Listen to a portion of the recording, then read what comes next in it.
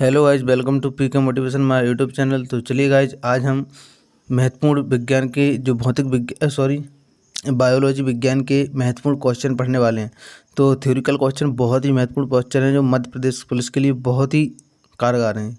बहुत ही महत्वपूर्ण प्रश्न जो मध्य प्रदेश के लिए सीरीज चला रहे हैं हम, बहुत ही महत्वपूर्ण है। तो चलिए क्वेश्चनों को शुरू करते हैं। यदि आप वीडियो पर जुड़ने से पहले अगर चैनल पर नए हो तो चैनल को सब्सक्राइब करें एंड वीडियो को लाइक करें। तो चलिए आगे बढ़ते हैं क्वेश्चन की ओर।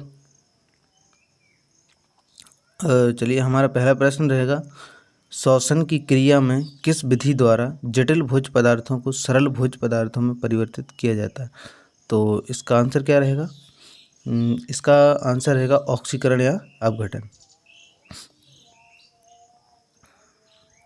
ऑक्सीकरण या अपघटन यानी कि श्वसन की क्रिया में जो किस विधि द्वारा जटिल श्वसन क्रिया की विधि द्वारा क्रिया में किसकी विधि द्वारा जटिल भोज्य पदार्थों के सरल भोज्य पदार्थ में परिवर्तित किया जाता है। तो ऑक्सीकरण या अपघटन किया जाएगा। ठीक है, तो आगे बढ़ते हैं। ये रहेगा हमारा अगला प्रश्न, जंतुओं में गैसीय परिवहन किस विधि द्वारा होता है।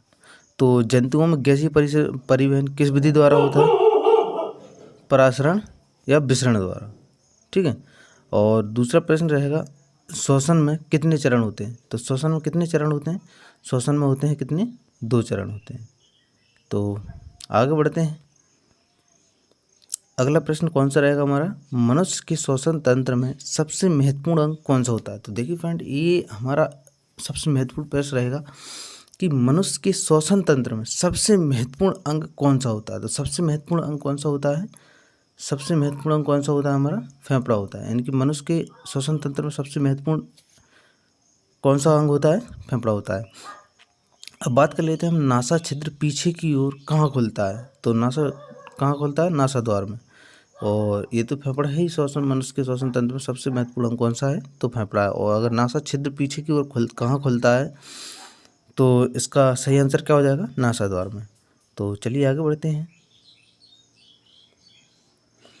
अगला प्रश्न रहेगा, मनुष्य की श्वास नली की लंबाई कितनी होती है। तो मनुष्य की श्वास नली की लंबाई कितनी होती है? लगभग 12 सेंटीमीटर। कितनी होती है? लगभग 12 सेंटीमीटर होती है। अच्छा, अगर दूसरे प्रश्न की बात कर ले हम, श्वास नली बक्षीय गुहा में जाकर जब 2 भागों में विभक्त हो जाती है तो उन्हें क्या कहते हैं। अगर जब श्वास नली बक्षीय गुहा में जाकर जब 2 भागों में विभक्त हो जाती है तो उन्हें क्या कहते हैं? ब्रोनकाई। क्या कहते हैं? ब्रोनकाई। आगे बढ़ते हैं। मनुष्य में गैसीय परिवहन किसके द्वारा होता है। तो इसका आंसर हो जाएगा रक्त के द्वारा। कौन सा हो जाएगा? मनुष्य में गैसीय परिवहन किसके द्वारा होता है? तो मनुष्य में गैसीय परिवहन रक्त के द्वारा होता है। किसकी? रक्त के द्वारा होता है। मनुष्य का कौन सा भाग श्वसन की क्रिया पर नियंत्रण रखता है। तो मनुष्य का श्वसन भाग किस नियंत्रण रखता है? मेंडुला ऑब्लांगेटा। किस पर? मेंडुला ऑब्लांगेटा। तो चलिए आगे बढ़ते हैं। ये रहेगा हमारा अगला प्रश्न, मनुष्य 1 मिनट में कितनी बार सांस लेता है। तो मनुष्य 1 मिनट में कितनी बार सांस लेता है? लगभग कितनी बार? 6 से 20 बार। अब वही बात कर लीजिए, मनुष्य की मांसपेशियों में कौन सा? मनुष्य की मांसपेशियों में किस प्रकार का शोषण होता है। तो मनुष्य की मांसपेशियों में किस प्रकार का शोषण होता है? अनोक्सी श्वसन। ठीक है, आगे बढ़ते हैं। अगला प्रश्न रहेगा अपना, दैनिक श्वसन मस्तिष्क के किस भाग द्वारा नियंत्रित होती है। तो किसके द्वारा होती है? मेंडुला ऑब्लांगेटा। मेंडुला ऑब्लांगेटा। अगला प्रश्न रहेगा, फेफड़ों के ऊपर का आवरण किसका बना होता है। तो किसका बना होता है? प्लूरल कला का। ठीक है, तो चलिए आगे बढ़ते हैं। ये रहेगा हमारा अगला प्रश्न, श्वसन के दौरान बाहर निकली गई वायु में CO2 की मात्रा कितने प्रतिशत होती है। यानी कि श्वसन के द्वारा जो बाहर निकली गई वायु होती है उसमें CO2 की मात्रा कितनी होती है? उसमें होती है 4%। कितनी? 4%। अच्छा, अगर बात कर लेते हैं अगले प्रश्न की हम, सर्वाधिक CO2 का परिवहन किस रूप से होता है। तो किसके? बाइकार्बोनेट के रूप से होता है।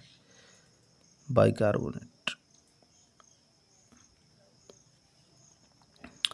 चलिए आगे बढ़ते हैं।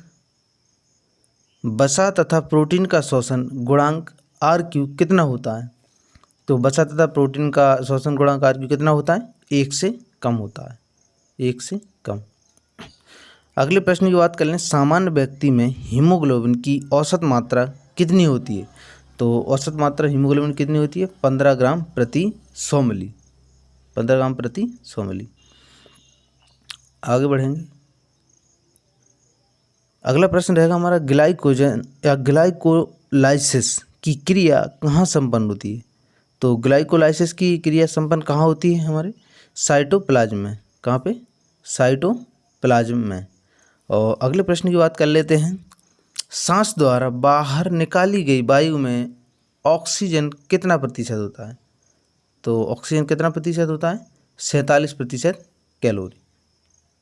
और अगला प्रश्न रहेगा हमारा, फेफड़े में अशुद्ध रक्त कहाँ से जाता है? तो फेफड़े में अशुद्ध रक्त कहाँ से जाता है? दायां निलय से। कहाँ से जाता है? दायां निलय से। अब अगले प्रश्न की बात कर लेते हैं हम, कौन सी? श्वास नली की शाखाओं को क्या कहते हैं? प्रश्न क्या रहेगा हमारा? श्वास नली की शाखाओं को क्या कहते हैं? तो क्या कहते हैं? ब्रोंकाई। श्वास नली की शाखाओं को क्या कहते हैं? ब्रोंकाई। अगला प्रश्न देखेंगे हम अपना। तो अगला प्रश्न रहेगा, श्वास नली को और किस नाम से जानते हैं? यानी कि श्वास नली को और किस नाम से जानते हैं? तो इसका राइट आंसर क्या हो जाएगा? ट्रैकिया। इसका दूसरा नाम क्या है? ट्रैकिया। और अगला प्रश्न देखें, शिशु प्रति मिनट लगभग कितनी बार सांस लेता है? शिशु प्रति मिनट कितनी बार सांस लेता है? तो 20 से 40 बार। कितनी? 20 से 40 बार। चलिए आगे बढ़ेंगे।